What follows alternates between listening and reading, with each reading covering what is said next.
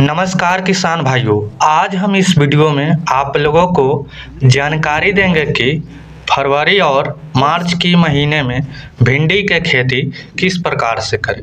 भिंडी के खेती के लिए हम 15 से लेके 20 बेसिक टॉपिक के बारे में इस वीडियो में हम चर्चा करेंगे और एक एक करके सभी टॉपिक की जानकारी देंगे, जिससे आपको भिंडी के उत्पादन तांडव मचाएगा।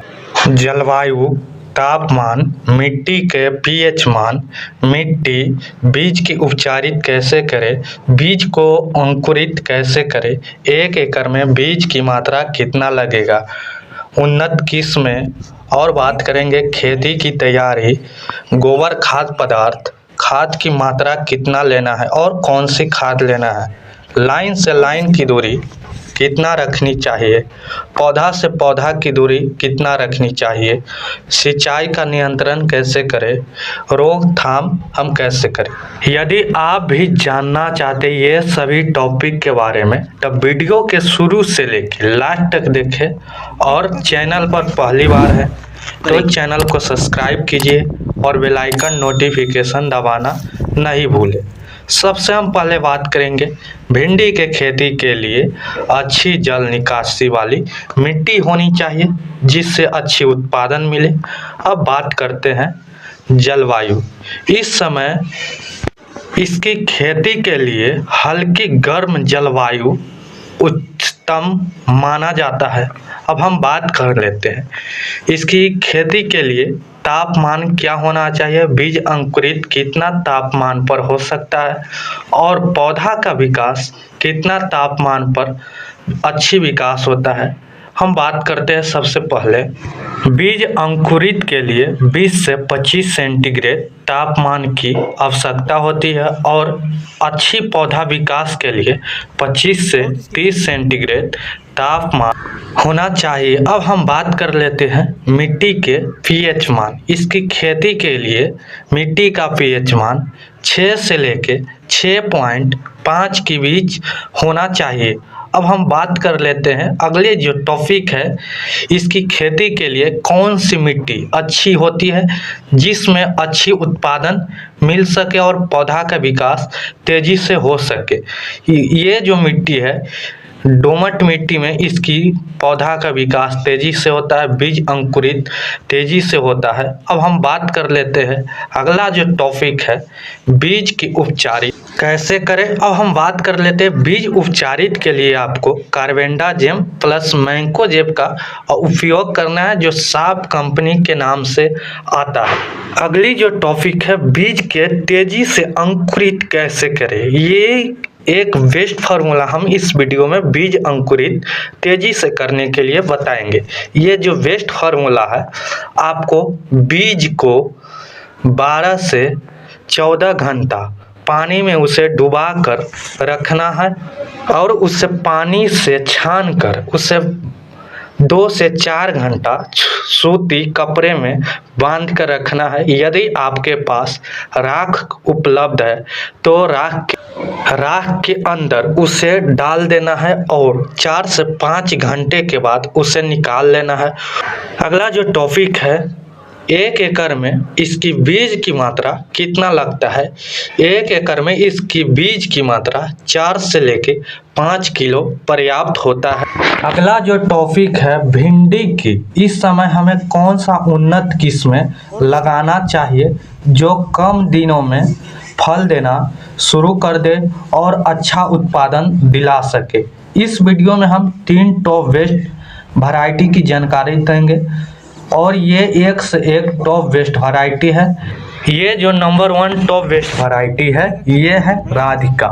इसका हम उत्पादन के बात कर लेते हैं। इसका उत्पादन 1 एकड़ में 25 से 30 कुंटल यह उत्पादन दिलाता है। अब हम बात कर लेते हैं इसका जो बीज की मात्रा 1 एकड़ में जो लगता है 400 ग्राम 1 एकड़ में इसका बीज की मात्रा लगता है। इसका हम फल की लंबाई की बात कर लेते हैं।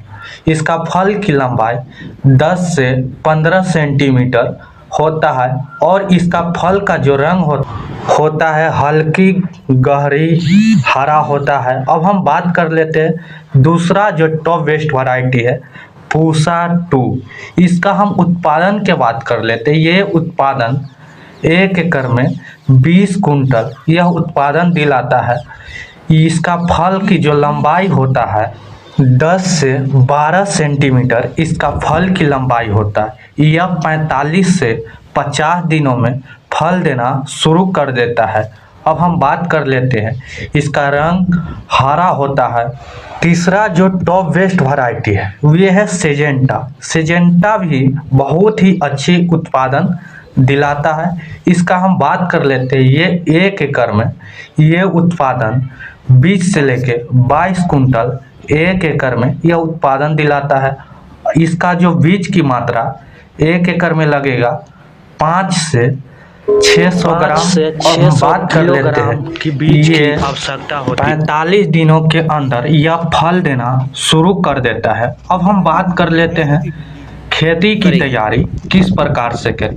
इसकी खेती की तैयारी सबसे पहले आपको 2 बार गहरी जुताई करवा के उसमें सड़ी हुई गोबर खाद डालना है।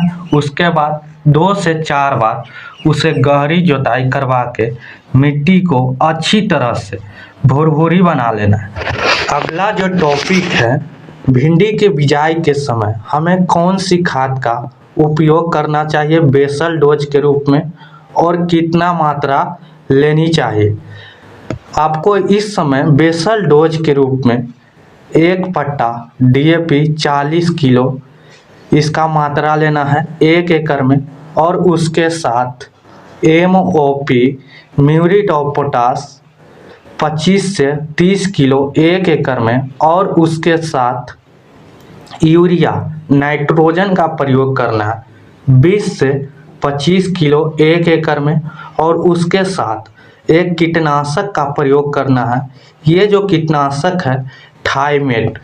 बात कर लेते हैं कि थाइमेट की मात्रा कितना लेनी चाहिए। 1 एकड़ में इसका मात्रा 2 किलो लेनी है। ये सभी खादों को मिला के बिजाई के समय इसका उपयोग करनी है। अब हम बात कर लेते हैं लाइन से लाइन की दूरी हमें कितनी रखनी चाहिए। इसकी लाइन से लाइन की दूरी 50 से लेके 60 सेंटीमीटर के बीच रखनी है। और बात कर लेते हैं अगला जो टॉपिक है हमें पौधा से पौधा की दूरी कितना रखनी है। इसकी पौधा से पौधा की दूरी आपको 8 से लेके 12 सेंटीमीटर के बीच रखनी है। अगला जो टॉपिक है सिंचाई का हमें नियंत्रण इस समय इस महीने में कैसे करना है। फरवरी के महीने और मार्च के महीने आपको 7 से लेके 10 दिन के अंतराल पर सिंचाई करनी है ताकि आपको भिंडी की फसलों में नमी बने रहे। और बात कर लेते हैं अगला जो टॉपिक है यदि आपके एरिया में टेम्परेचर लो है तापमान कम है तो आप उस समय पुआल का भी उपयोग कर सकते हैं। इसका कैसे उपयोग करना है भिंडी का आप बिजाई कर दिए उसके बाद उस अपने खेतों में पुआल को बिछा देना है। जब भिंडी अंकुरित होकर बाहर आने लगे तो उसे पुआल को हटा देना है ताकि आपको बीज अंकुरित अच्छी तरह से हो सके। पुआल का उपयोग करने से जमीन में मिट्टी में टेम्परेचर हाई बना के रखता है जिसका कारण होता है बीज जल्दी बाहर आता है और पौधा जर्मिनेशन अधिक से अधिक होगा। तो इसका उपयोग अवश्य करें। यदि आपके एरिया में टेम्परेचर लो है तभी करें इसका उपयोग। तो हम मिलते हैं नेक्स्ट वीडियो में नेक्स्ट इन्फॉर्मेशन के साथ। चैनल पर पहली बार है तो चैनल को सब्सक्राइब कर दीजिए और बेल आइकन नोटिफिकेशन दबाना नहीं भूलें। धन्यवाद।